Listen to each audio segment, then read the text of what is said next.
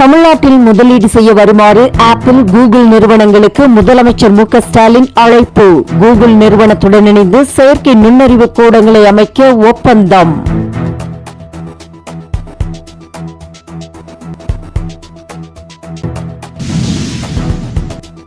உலகிற்கே சீனா பொதுச்சினையாக உள்ளதால் அந்நாட்டு முதலீடுகளை தணிக்கை செய்வது அவசியம் என வெளியுறவுத்துறை அமைச்சர் ஜெய்சங்கர் கருத்து. தேசிய மற்றும் பொருளாதார விவகாரத்தில் சீனாவின் தாக்கத்தை இந்தியா மட்டுமன்றி ஐரோப்பிய நாடுகளும் கவனத்தில் எடுத்துக் கொண்டுள்ளதாகவும் தகவல்.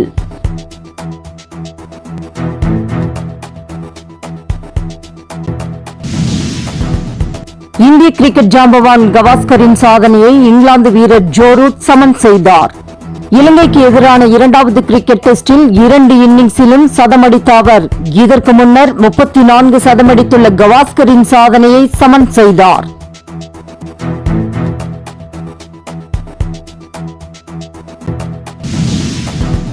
ராகுல் காந்தி இம்மாதம் 8ஆம் தேதி அமெரிக்கா செல்கிறார். டெக்சாஸ் பல்கலைக்கழக மாணவ மாணவிகளுடன் உரையாடும் ராகுல் வாஷிங்டனில் இந்தியர்களுடன் கலந்துரையாடுகிறார். அமெரிக்க பயணத்தை முடித்துக் கொண்டு ராகுல் 10ஆம் தேதி இந்தியா திரும்புகிறார்.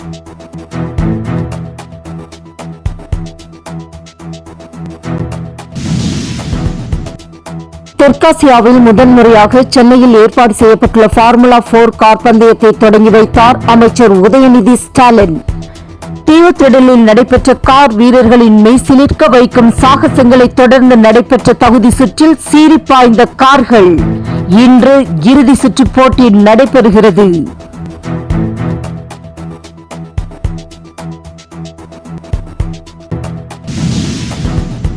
இந்தியாவின் வளர்ச்சி வலுவாக இருப்பதாக ரிசர்வ் வங்கி தலைவர் சக்தி காந்ததாஸ் தகவல். நாட்டின் ஜிடிபி வளர்ச்சி 8.2% இருந்து 6.7% சரிந்ததற்கு தேர்தல் காலத்தில் செலவினங்கள் குறைக்கப்படாததே காரணம் என்றும் விளக்கம்.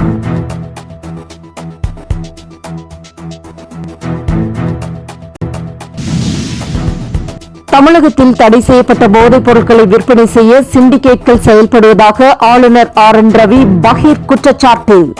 பாகிஸ்தான், மத்திய கிழக்கு நாடுகளின் வழியாக தடை செய்யப்பட்ட போதைப் பொருட்கள் இந்தியாவிற்கு வருவதாகவும் போதைப் பொருட்கள் விற்பனை மூலம் ஆப்கான் பொருளாதாரம் பலமடைவதாகவும் தகவல்.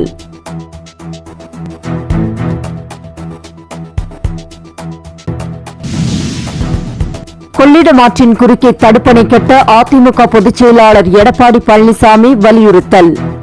திருச்சியில் வரும் 5ஆம் தேதி போராட்டம் நடைபெறும் என்றும் அறிவிப்பு.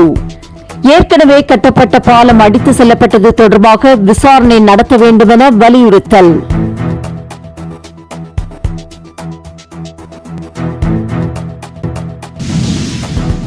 ஹரியானா சட்டமன்ற தேர்தல் அக்டோபர் 1ஆம் தேதியிலிருந்து 5ஆம் தேதிக்கு மாற்றம். பண்டிகை கொண்டாடும் பிஷ்னோய் சமூக மக்களின் கோரிக்கையை ஏற்று தேர்தல் ஆணையம் நடவடிக்கை.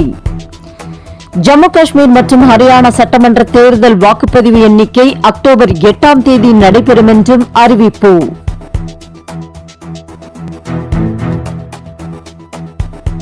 என்றும் உங்களுடன் மை இந்தியா. முக்கிய செய்திகளை உடனுக்குடன் தெரிந்து கொள்ள சப்ஸ்கிரைப் பண்ணுங்க, பெல் பட்டனை பிரஸ் பண்ணுங்க. என்றும் உங்களுடன் மை இந்தியா.